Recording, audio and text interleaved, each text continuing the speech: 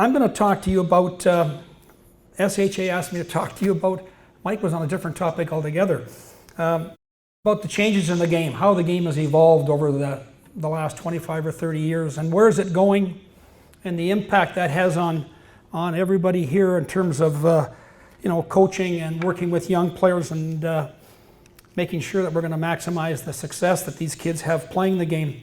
First of all, there's always events that shape the game. And, where were you in 1972? I guess you should ask that question. That was a big event. Canada-Russia series, first one. That was best on best. We won it. We won it in a different way. It wasn't so much our skill, it was our heart and our intensity and our drive that won that series for us, but that was big. There was a 74 series with the World Hockey Association that proved that the best have to play against the best. World Hockey Association team couldn't get it done. There's the 1980 U.S. Olympic team gold medal. That was a big event and a big occurrence for the change in the game because Herb Brooks, who was a great coach, developed the team a little differently, on a different model. He developed what he called a hybrid game, and that was very, very successful. And so that was another real big event. It's interesting too, we had 5 Canada Cups in the 80s and 90s. 5 Canada Cups. And Canada won 4 out of 5. 4 out of 5 we won. So the message that tells you is when the best is playing the best, even back in the 80s and 90s, when the best played the best, we were the best. We could beat the Russians, the Czechs, the Swedes, the Finns, all those teams.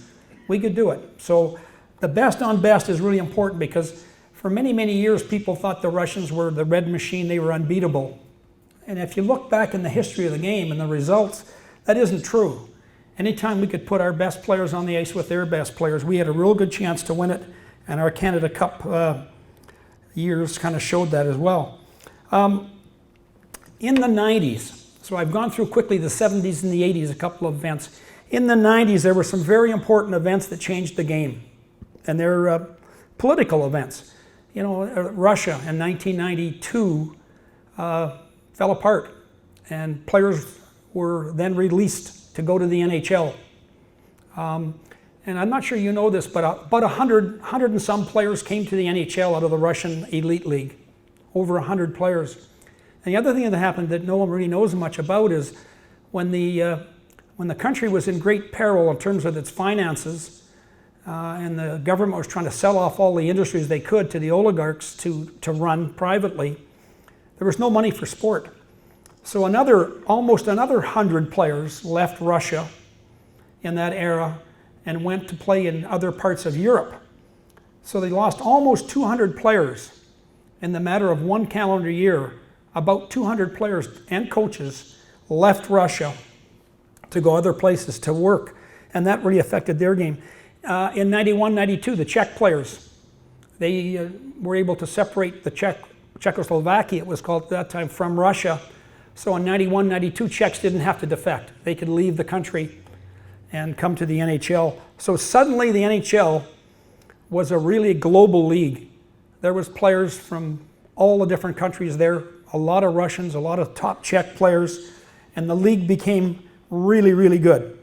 And I think that was a very important occurrence for the league because we have a lot of good North American players, but now you add all these European players to the mix, and suddenly you can see there's a lot of talent there. But one of the problems that we had was that the players weren't really getting a very good opportunity to show their skills. There was so much hooking and holding, tackling, and all that type of thing that the NHL decided, and it was Bettman really, I give him a lot of credit. He was the guy that decided that they should try to enforce the rule book and get the game to go in a different direction. So it seems like what happened in the 90s with all those influx of those European players and the evident talent that was there in the league, they had to find a way to give that talent a better chance to play and be successful. And so in the 2000s and the late 1990s and 2000s, there was a real change in hockey, and that affected both North American hockey and international hockey. And that starts with the NHL. A lot of things in the game start with the NHL. Mike talked about the top, and that's very correct. The top starts everything. In a hockey organization, if you've got good people at the top, you're going to have a good team. In the NHL, if you've got good people at the top running your leagues, you're going to eventually have a pretty good product too, and it's getting better. I think Bettman gets a lot of negative publicity, but I think he does a pretty good job. I think this guy's helped the game a little bit. Here are some things that happened in the late 1990s and into the early 2000s from the NHL that really changed the game quite a bit. 1997-98, Bettman talked about zero tolerance in the NHL. Zero tolerance. Enforce the rule book. Take some of this tackling, some of the football tactics out of the game and let the skilled players play. And let the skilled players hopefully have a bigger role in the game. It was hoped that would add to the offense. It hasn't happened as much as they had hoped, but it has affected the way our game has developed. The second thing he did in 1997-98, I was coaching that time, they allowed 2 referees for 20 games. So for 20 games in your schedule, you had 2 referees. Okay? In 1999-2000, a couple of years later, we had 2 referees for 50 games. So now the rule book is really being enforced. Okay? And then again in 2001, 2 referees for all games. And so that's where zero tolerance, 2 referees, you know, a lot of things that happened in the game changed. There was no pinning. You couldn't clear the front of the net, pitchfork people. You couldn't ride the passer in the D-zone coverage. A guy passed off. You couldn't put the stick over top. You couldn't hold your pins. All those things changed. So what happened to the game is they had to become a better skater, particularly your defensemen. They had to be more mobile, better skaters, just better hockey players. Because now you couldn't check with as much physical aspect to it. You had to check with your feet. You had to shadow check, get position on people. Harder to do. And then there were some other rule changes that were very important. In 1999-2000, the neutral zone went from 58 feet to 54. And then 2005-2006, 54 to 50. Boy, that ever changed the game. Because now, and there's no red line as well. The red line was taken out 2001, I think it was. The red line came out. So now, in an effort to really try to change the game and bring in more offense, we had a different ice surface. We had these great big end zones and a pretty compact neutral zone with no red line.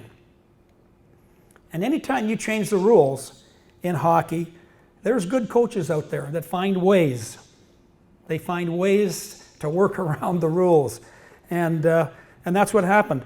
So now we have long offensive zone shifts. Sometimes when I'm watching the playoffs, I'll watch a shift and I'll ask my wife, is it 5-on-4 or 5-on-5?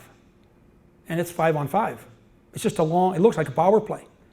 They've got the puck and they're cycling and working at low to high, high to low, side to side, all these kind of things, but they can't find anything inside because everybody protects the house. So we went into a different tactical type of game when that happened, okay? And then no red line. Everybody got worried about the long pass, the penetrating pass for the breakout, or for the breakaway. So teams started to play more passive in the forecheck, more contained in neutral zone now, more contained, 4 to 5 guys back, trying to make sure that they force teams to have to play through a lot of people to get through the neutral zone, to take away the ability to build speed in the neutral zone. So those rule changes really affected the style of game that we got. And that's really, I think, a real big change in the game. For sure, now, if you watch footage, and I've got lots of old footage that I watch the odd time, it's comical. Like I coached the Flames, I started with the Flames in 1992-93, and sometimes I'll put on some of our playoff tapes on and watch them. It's absolutely comical what we could do. I mean, you couldn't do that now, and you wouldn't last. You'd have a 5-on-3 for the whole game. I mean, you just couldn't play that way. And then some of the guys who played can't play anymore because the game's changed. We've got players now that are a little bit faster because they're in better condition. We recruit more skaters because we need those guys. Because effectively, when you change the zones, you actually change the size of the rink. Because in the offensive zone, you got a bigger zone. Not any wider, but more depth. So it makes defending harder, it gives you more room attacking. And so all of a sudden, we have kind of a unique game. It's gone through a lot of changes. I want to talk about now some generalizations, guys. First of all, Mike was talking about team building. I want to get one thing here. Team building, I think, is really important. How many guys here with your, I know you're not all coaches, some of your administrators, how many people use team building with their hockey associations? Yeah, everybody kind of does, don't you? And there's professional team building companies that do it for a living. I'm still old school. I've always felt that team building happens, you know, as Mike alluded to, you know, funny things in the dressing room. Humor is a great lubricant for a team. Humor is good for everybody. It gets your team on the same page. And team building to me, and I'm going to talk about this in my presentation tomorrow, I've always believed it's very simple.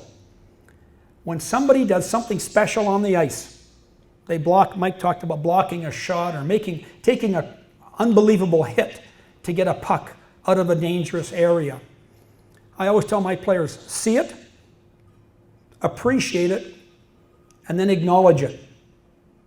See it, appreciate it, acknowledge it. And so when that guy's coming off the ice, boy, we're all telling him, great job. Coaches are down there right away to let him know. His teammates are patting him on the shin pads. That's how you build chemistry in a team. That's how you build a team. That's everybody kind of appreciating when guys do certain things and then acknowledging it. First of all, here's some generalizations. And I could talk about this with a lot of accuracy because I'm old. And it's easy to talk about how the game was when I was young. Okay? When I was a youngster playing hockey, and some of the guys here that I was sitting with probably can relate to this.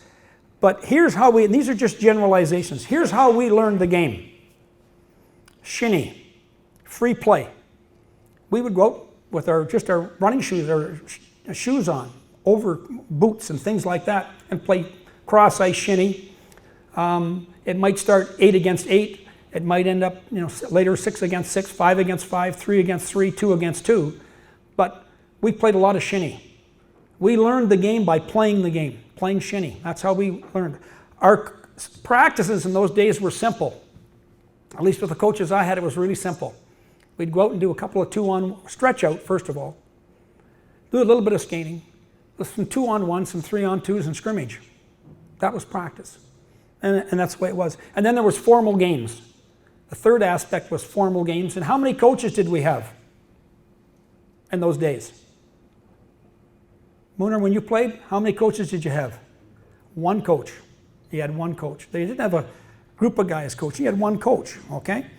Then we went through a bit of an evolution with in those days it was called the CHA. Now it's Hockey Canada, but the CHA. And they came up with a certification program. I can remember going to meetings in 1972, 73 in Toronto where they were looking at trying to bring in this certification program. And they knew it would have lots of opposition because with all programs like that, one of the problems you have, some guys get a lot out of it and become better coaches. But some guys become armed and dangerous. And that happened. So for the first couple of years, we realized we were going to get some guys out there with the hat on, the whistle, their CHA jacket pressed right here, and they were going to really screw up, okay? But we knew that in time we would probably grow over that and get past that, and that's exactly what happened. So once we got certification, here's kind of how the way players were developed in that era. There was the use of game-like drills in practice. Game-like drills. Everybody talked about game situational drills in practice. There was skill development progressions provided by CHA, where you could develop stick handling skills, and there were progressions given to right there, a menu right for you. And then there was formal games, but now we were in a more than one coach. We had sometimes two coaches. And then became a really interesting thing was the use of video. So we went through an era where a lot of video was being used, and not so much with youth hockey, but with, say, junior, college up into pro video. Of course, it starts to permeate down in the game, and so now it's being used at almost every level. And then what happened was, too, we had all this European influence in the game, so we had better fitness, and we started to use some of their tactics, especially on the power play. We started to use a lot of their tactics to develop the power play. Now, here we are now with another stage of the game. It's now at a very sophisticated level. That's where hockey's come. It's very sophisticated. God, when I played, the backup goalie drove the bus. Okay? He was your physiotherapist, didn't know a damn thing about it. He had a bottle of rubbing alcohol and a towel around his neck. He didn't dress. He was there in case you needed a backup goalie. And by the middle of the third period, half the bottle of alcohol, he drank it. Okay? So now you got sports psychs, you got fitness gurus, you got 3 or 4 coaches, you got, I mean, it's unbelievable how sophisticated this game has become. And it's become a better game because of that, all that effort and all that evaluation. But now, here's where we are now. Practice, still lots of game-like drills. If you look at a lot of our game-like drills, though, our game-like drills in practice are often done to develop game habits. Like, for example, a defenseman passes to a winger, you get a defenseman who pinches on the winger's got to chip the puck to the middle zone, the middle man drives through, skates onto the puck, and off he goes. That's an habitual play. It's a reoccurring play. It happens a lot. Okay, so we do a lot of game-like drills to work on those things. Is that game sense? A little bit of that is game sense. A lot of it's game habits. Not so much game sense. We have formal games, but now we have video to review them. We have all those kind of things. So it's really become now very sophisticated. And I think the next thing we've got going now is really big is analytics, the use of stats to help coaches coach their teams, to help managers and managers, I guess, really, assess players and the scouts to recruit players. So there's a lot of things going on like that. I think the next step, though, guys, and I'm going to just talk to you a little bit about this, is I still think the missing link a little bit is game sense. Now, you may not agree that you can make players any smarter. I disagree with you. You can make players smarter. Can you make not a very smart player, a real smart player? No, you can't. Can you make let's just say he's a dumb player, slightly smarter? Yes, you can. One of them is develop good habits. I talked about that. Common reoccurring situations in a game. You rehearse those with game-like drills. You automate that response in that situation, the guy can do it. But you can also develop game sense. And the way you develop game sense, really, I think, in my opinion, you have small-sided or small area games. Interesting to talk and to read things about the U.S. Soccer team at the World Cup. They had a German coach, Jürgen Linzmann, coach the team. And the comment from the players when it was over, they had great results, the U.S. They were very competitive in so many games, and they played a game that a lot of European teams thought that North American players couldn't play. They looked more like the Europeans. And they, obviously, that's Linzmann. What was he doing? He played a lot of small area, small-sided games. And that's what the players kept saying is we didn't play nearly as much 11 against 11. We played a lot of 4-on-4, 5-on-5, 6-on-6, small areas. And that's how they developed game tactics, game thinking, game sense. And so my feeling in the game is if we want to get to the next level, because the game now, players are going to have to be smarter. They are bigger, they are stronger, they are faster. They got to get smarter to keep up with all that. So we've got to find a way to try to help them learn the game. And they learn the game by playing the game. So anytime I think you start with small-sided games, there's some real good things for coaches.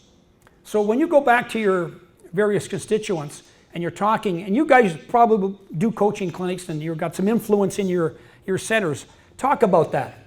Talk about small-sided games. There's lots of information available from Hockey Canada. SHA's got some really good stuff. And USA Hockey's got lots of good things on small-sided games. Here's some advantages to small-sided or small area games. Every player, when you play 2-on-2 or 3-on-3 cross ice, every player gets a chance to touch the puck more.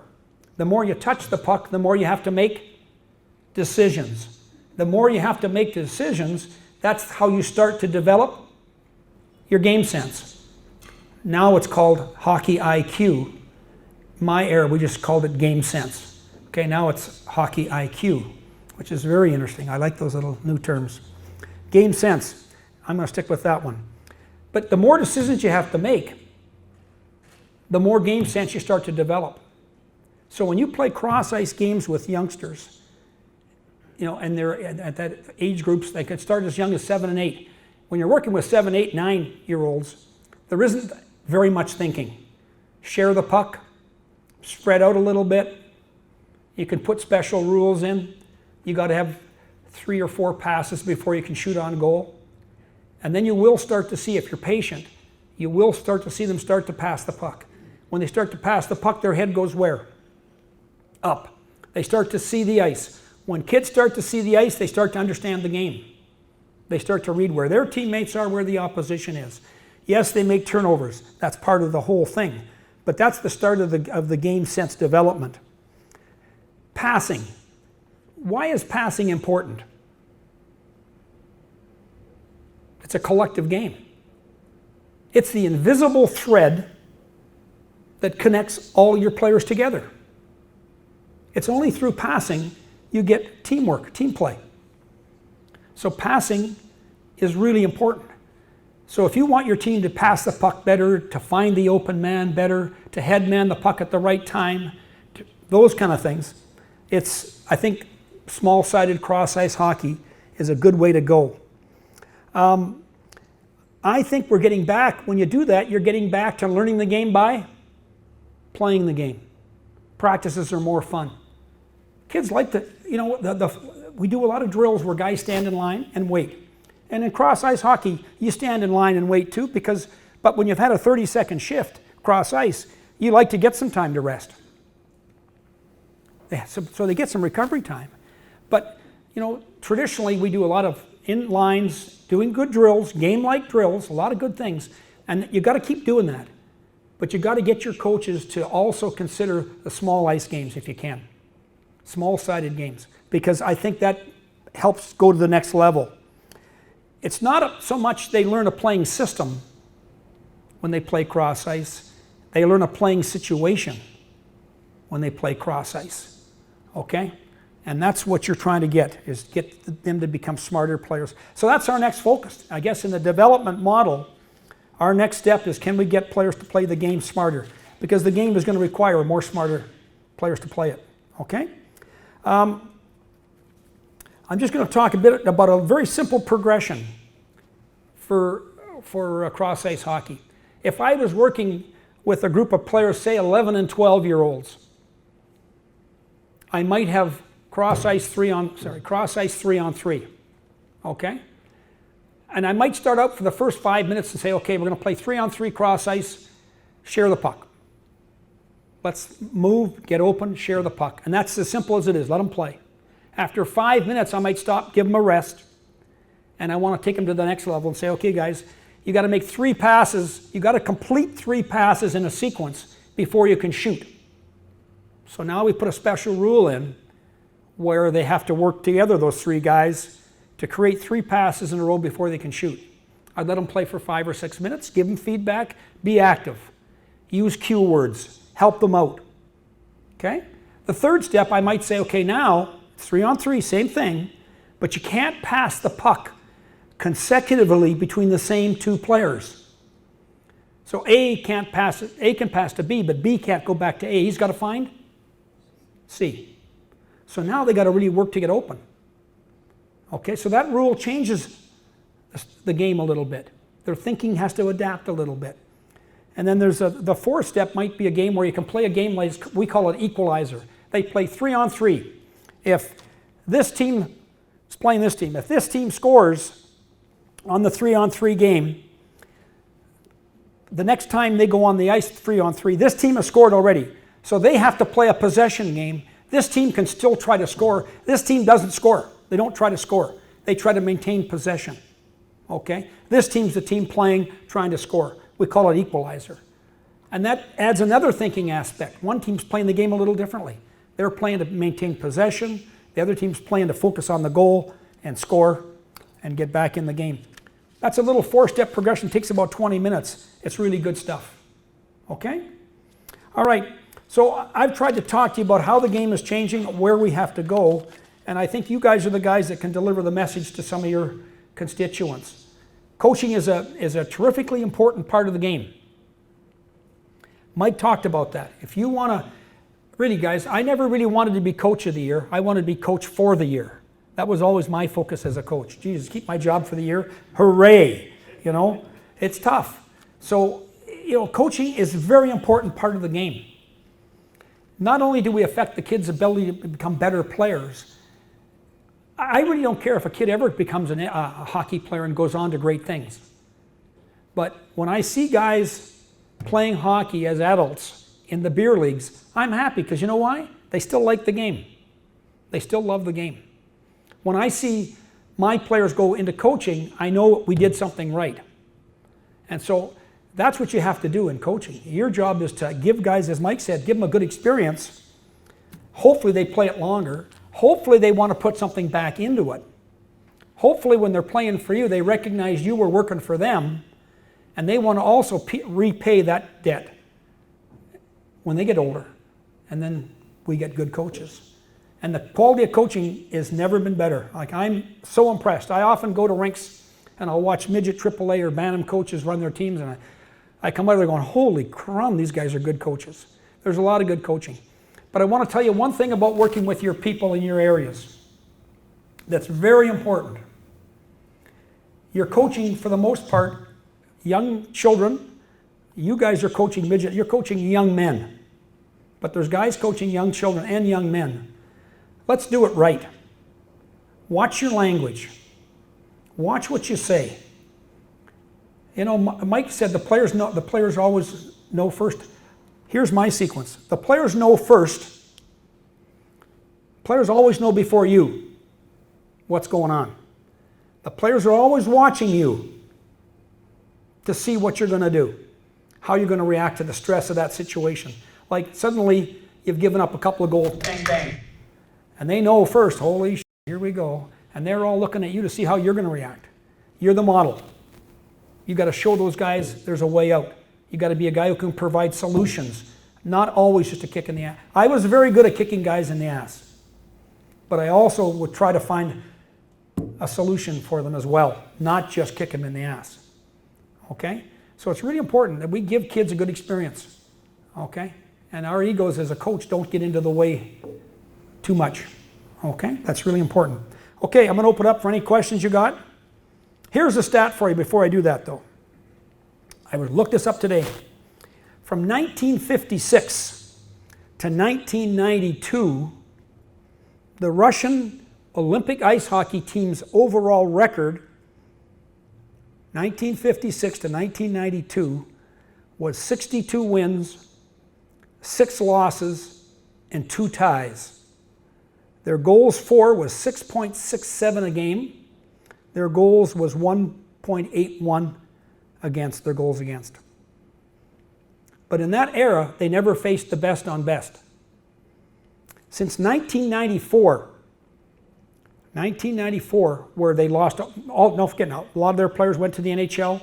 In 94, you still couldn't have, NHL still didn't have an agreement at the Olympics. Here's their record since then.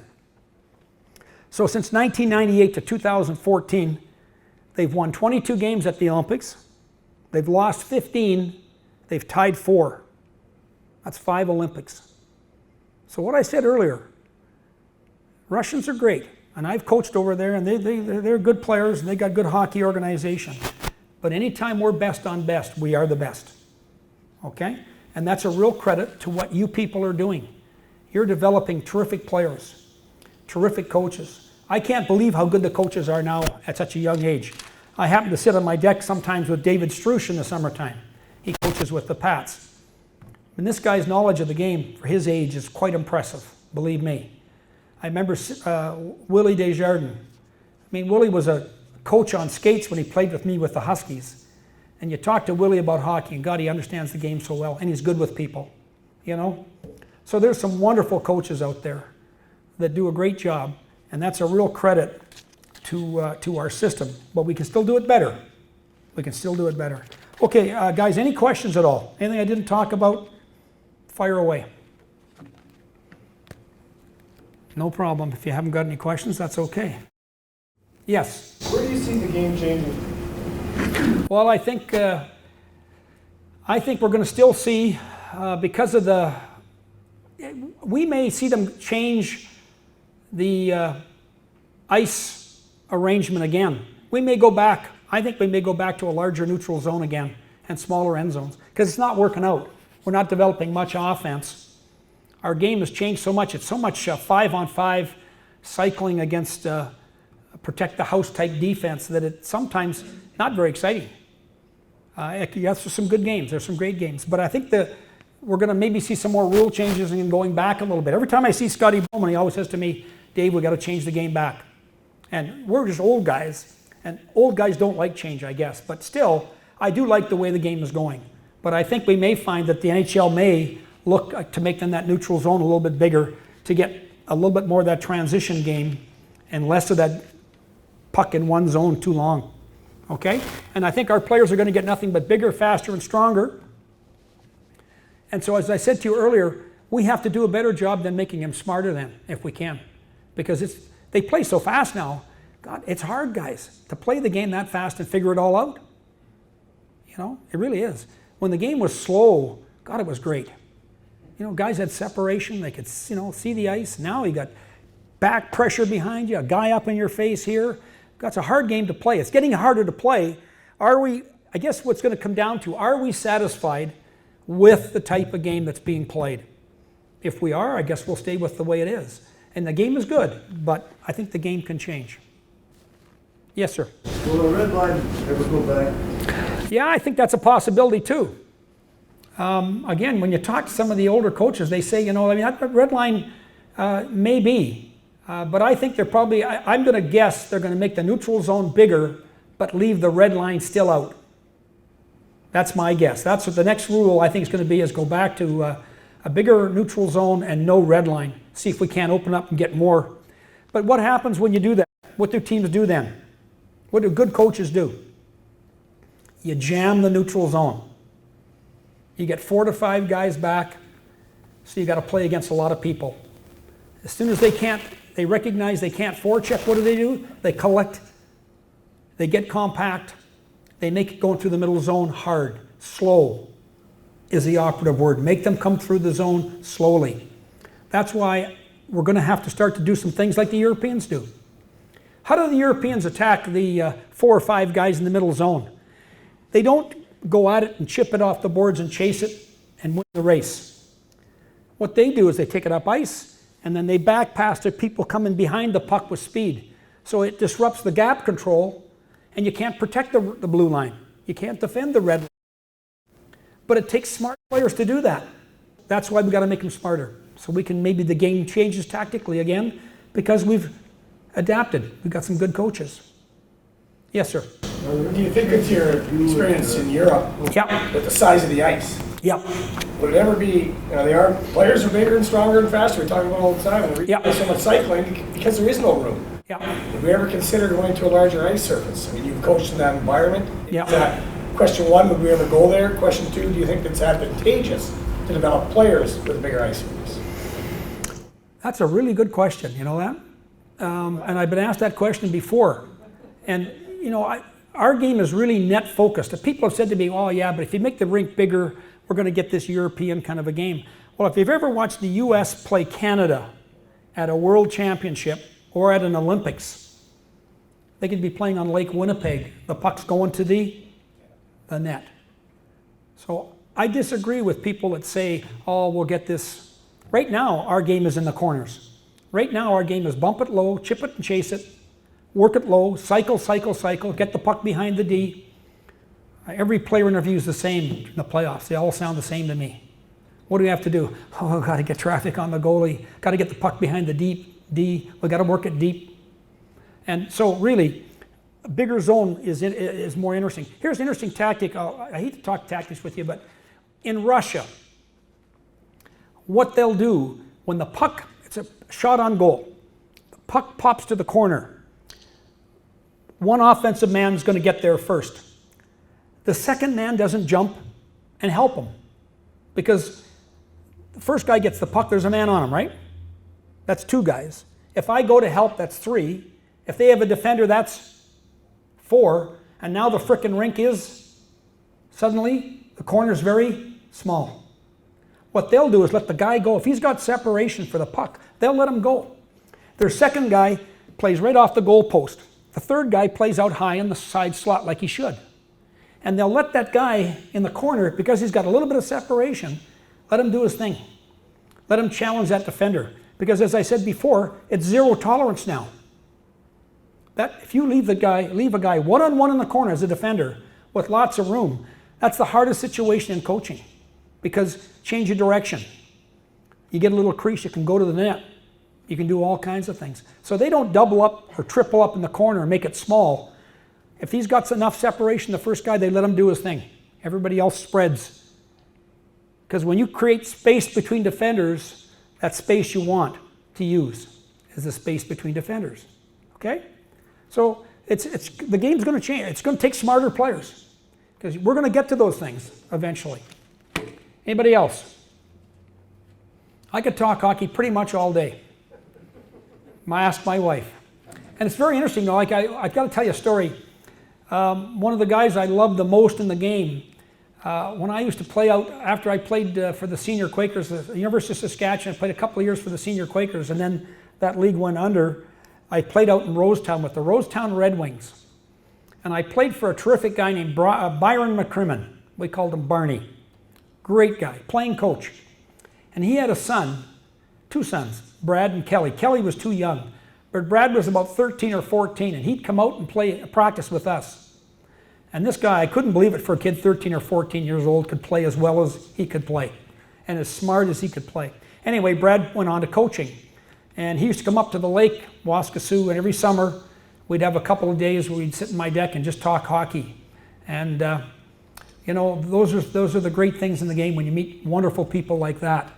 We've lost a great coach too soon, but Brad always said the same thing. Make your players better every day. Incrementally make your player better. Just like Mike was talking about. That's what the great coaches do. They try to make their players better.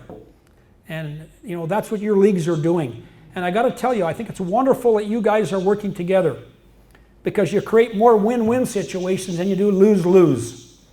When you compete with each other, sometimes you can both lose when it comes to a player situation. The fact you work together in the major junior league, the Saskatchewan Junior Hockey League, and the AAA League, I mean, no one else is doing it, and you guys deserve a lot of credit for making it work. And I think that's terrific. Let's lead. And so, when you get a new idea like small ice games, small area games, don't get people just say, oh hell, no, we can't change it. And look at all the negatives. Look at some of the positives. Because if you look at some of those positives, some good things will come out of it. And suddenly we're going to get more top players. And don't forget, kids learn the game by playing the game. Okay? Remember, I'll tell you a story about another story. I was coaching the Olympic team. It'd be holy God, it was a long time ago. What year would that be? That'd be the early 80s, I think. Maybe late 70s. And I was in Maple Leaf Gardens. And I'm watching George Armstrong. Anybody, you guys ever meet George Armstrong, the chief, the old captain of the Leafs? He was coaching. And he had his skates on, and after they warmed up, and the whole practice, he sat on the boards between the players' benches. And he talked to both teams as they came off. And I watched them. And they scrimmaged for they practiced for about an hour, scrimmaged for about 40 minutes. And George believed in scrimmaging and giving feedback. That's how players would become better players. Pretty smart. Pretty smart way to... I'm not saying we should do that. But I'm saying players can learn by playing the game. And, you know, it's not just formal games. Informal games in practice where they can make a hell of a lot of mistakes and still, you know, feel good about life. Any other questions? I get off on a tangent. Sorry about that. Okay. Well, great to have a chance to talk to you tonight. Thank you very much.